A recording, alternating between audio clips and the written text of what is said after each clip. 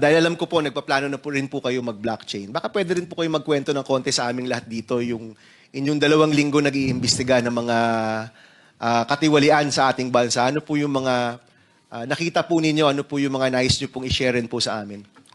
Thank you very much, Mr. Chair. Thank you, and to our special guests and fellow public servants. Magandang umaga ho sa inyo lahat. I had a very brief stay with ICI, Mr. Chair. But one thing that I found out, there are actually only 3 players, main players yan. Yung mga korap na politiko, yung mga korap na mga bureaucrats, and we're talking about infra, ibig sabihin mga korap na DPWH officials, at yung mga korap din ng mga contractors. Lahat sila korap dyan. Lahat. And the way I see it, it has become a cottage industry, a livelihood program. Sa laki ng perang involved. There should be 5 major players. Yung funder, which usually yung mga lawmakers, the DPWH at yung mga contractors, local government at yung community. Pero in is out yung last dalawa. So sila lang nag-uusap.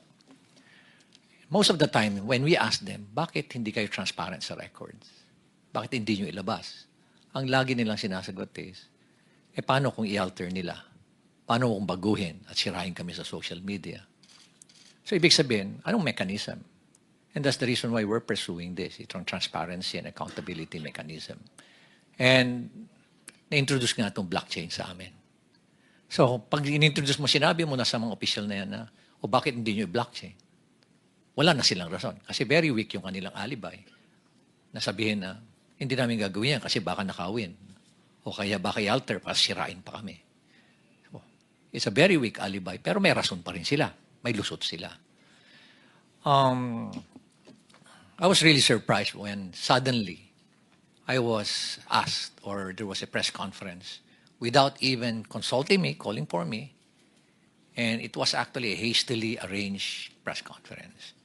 Then suddenly, binabanggit na doon na, I'm not an investigator, I'm just a legal advisor. When in fact, sila naman ang gumawa nung designation na yun, legal advisor and investigator. So there were contrasting na mga pronouncement. Kakayanin ko pa yun tatanggapin ko pa yun Tatanggapin ko rin na wala akong authority over the PNP CIDG, which is true. But we took the opportunity to enter into an MOU. Nakipag-MOU kami, to our initiative, nag-MOU kami with PNP, with forthcoming yung sa NBI, with civil engineers, with IBP, mga lawyers. Ang dami mga volunteers. Even with structural engineers, meron din with watch group with M4GG. Para at least everybody, it's a whole of the nation approach. Kasi nga overwhelming. One thing that I found out is, I anticipated that it's widespread. But the level, the depth, and the magnitude is really overwhelming. That hindi mo kakayanin ng 1 taon, 2 taon to investigate because it's in thousands of cases. Sabi ko nga, it became a cottage industry. Sa isang probinsya nga lang, sabi mo, isipin mo mga 50 ghost projects, 40 ghost projects. O kaya undocumented na mga projects, umaabot sa 9,000. Sa isang probinsya pa lang yan. Paano pa kaya sa ibang probinsya? At ang isang mga nakikita namin doon is, why is it na ang lumalabas sa NEP for a particular district, 1-point-something million lang ang hinihingi mo. I have the records. Or 2.5 lang sa President's budget. Then suddenly, pagkalabas dun sa GA, bakit umabot na ng mga 21 billion? And nakita namin na talagang prevalent yung kandon, yung mga ghost and substandard projects sa lugar na yan. So what was the intention? No? Hindi naman tayo tanga. Nangyayari dito, lumalabas na tanga ang Pilipino, kaya pabayaan mo na lang sila. Hindi na nila mapapansin yan. Nakakainsulto isipin. Nakakainsulto. Okay. Balikan ko uli yung press con na yan. Nilabas. And then, suddenly, tinabi na may conflict naman ako being the mayor and at the same time being a member of the ICI. By the way, I'm not a member of the commission. I'm not a commissioner there. In fact, sila nga yung gumawa ng workaround noon. Na legal advisor investigator. Pero inis out na ako doon eh. Tinanggal na nila lahat. And then suddenly, here comes a below the belt naman na accusation na ay dahil merong project si Diskaya doon at maanumalyang tennis court. Ay, sobra na yan. Yun na hindi ko matake. Di ba? Parang pinapalabas mo pa na korap ako. Ay, yan na. Mag-aaway na tayo dyan. You know? Sa unang-una, sabihin ko nga, kung bulok ba ako, lalabanan ko yung mga very powerful na tao dyan. Di ba? You have to make sure that you have the moral ascendancy bago mo labanan yung mga tao. Otherwise, masisira ka din.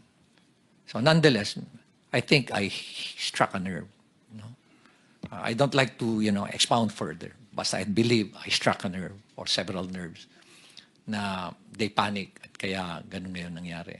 So I would like to end yung aking experience dyan sa ICI. But one thing that I can say is that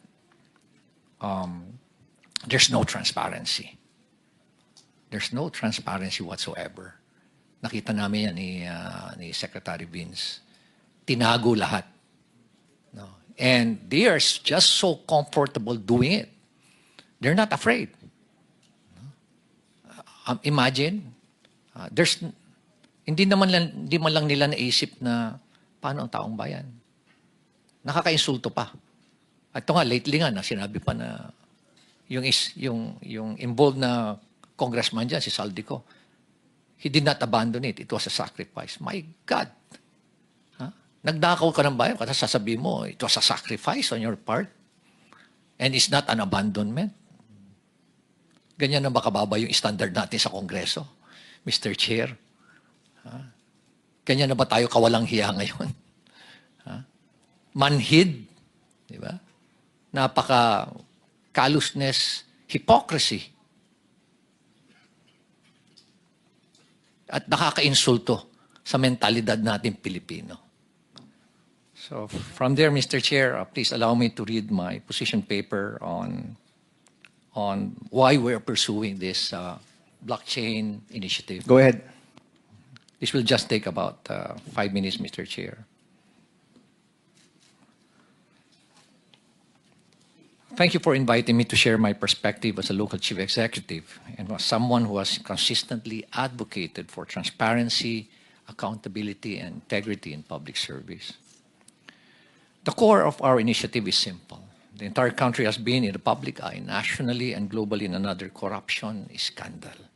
And I would like to emphasize the word another, paulit-ulit, because it reflects how often we find ourselves repeating this painful cycle and how deeply rooted corruption is in our country today. It's structural, it's systemic, it's highly syndicated and well-organized, Mr. Chair. Tama na. Enough is enough. Every Filipino deserves systems that are not only efficient, but also inherently trustworthy. And with that, trust must be built on systems. I would like to emphasize that trust is the cornerstone of any institution. Baguio City has made deliberate steps to use digital tools to strengthen its governance and enhance public trust. And as part of our commitment to the open government partnership, I would like to inform you, Mr. Chair, that in the entire world, there are only about 160 local government units who are members of that OGP. It's a global network wherein it follows a basic principle that local government that practices transparency, accountability, and strong citizens' participation are more progressive in terms of growth and development. And that's the reason why us, for Baguio City, we are a member of that. We strive to be a member of that. And in the entire country, out of the 1,400, almost 1,500 local government units, there are only 4 who joined the OGP. Hindi kami natatakot. Why? Sa transparency. Kung wala kang ginagawang mali, hindi ka dapat matakot. And that's why we're pursuing an open government policy. We're now partnering with Bayani Chain. Nakita niyo ho itong mga napakabatang itong dalawa. Yan, si Jello at si Alfred and Paul and the rest of the team. They approached me. We piggyback dun ho sa DBM para hindi ho kami gumastos. And one thing what we told them is, make us as your value chain. Pag sinabi yung Baguio City, then maraming local government na mag-strive also at, This partnership aims to strengthen public accountability, provide permanent audit trails, and promote participatory governance. And we are to go live 2 weeks from now, magkakaroon na ho kami or next week, magkakaroon na ho kami ng capacity building, today, and we go live on October 15. Yes. Mayor, how long was the process from sinimulan niyo yung partnership till mag-go live po kayo? Almost 1 month, Mr. Chair. Only 1 month? Yes, Mr. Chair. Wow. Kasi yung titingnan mo, from a very layman's perspective, madali lang ho lahat eh. Ang pinakamahirap po is, yung mindset na, are you willing to open to be transparent, and to be to open your data, all this critical information, program of work, bill of quantities, contract, yung bidding documents, bid documents. Yung mga yan, yung mga critical na mga designs, yung binanggit nyo kanina, technical plans, are you willing to open it up? Us in the city of Baguio, we're very much willing. With their platform, we will work on digitally recording infrastructure documents, procurement records, and the city's ordinance for permanent traceability and auditability. So lahat, Mr. Secretary, as long as it does not violate the Data Privacy Act, we're going to open it. Why blockchain technology? Because it addresses weaknesses that traditional systems cannot. And I believe this is aptly and adequately explained by the 2 other presenters. Since we signed the MOA, we've been preparing the necessary documents and records that will be placed in the chain. And we are also conducting knowledge sharing sessions and training for our personnel so that this innovation is not only technology-driven, but people-driven. Kaya nilalabas na namin sa MANCOM meeting namin yan. And we are coming up also with pronouncements sa aming posts sa social media. And as I've said, both DBM and DICT started using blockchain technology in 2024. Nagpipigibak lang ho kami kay Secretary Mina Pangandaman. Thank you very much, DBM. Yeah. And thank you very much for filing the bill, Mr. Chair. Thank you very much for filing Bill 1330. All these efforts show that we are not waiting for the future. And these are early steps, but they carry a very strong message. We're beginning to embed blockchain into systems because good governance should never be an exception. It should always be a way of life. So maraming salamat po, Mr. Chair. Thank you, Mayor Benji. I know we'll be seeing you soon, maybe in another setting here in the Senate. Salamat po. I wish you all the best at sana po ituloy niyo yung investigasyon ninyo even outside of the ICI. Maraming salamat po. Maraming salamat. 1 month. Totoo ba yun, Bayani Chain? Where's Bayani?